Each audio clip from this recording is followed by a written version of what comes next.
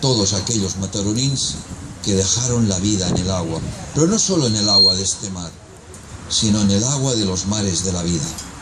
Y recordaremos todos aquellos que día a día bregan y navegan con esfuerzo, con sacrificio, con lágrimas y con sudor, en el gran mar difícil de la vida.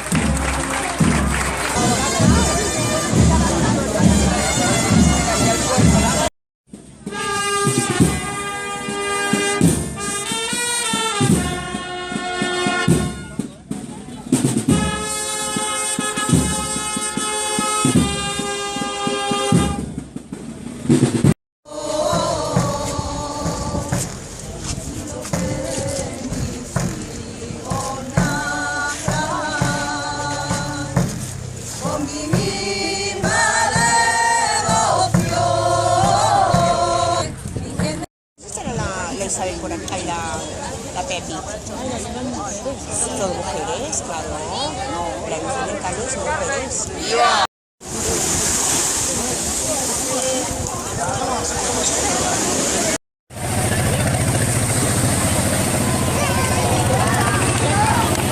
Levantá, levantá, levantá. Levantadla.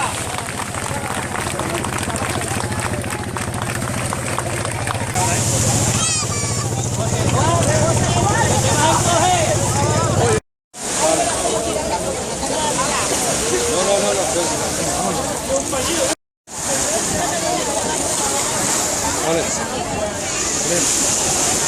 Vamos a pasar.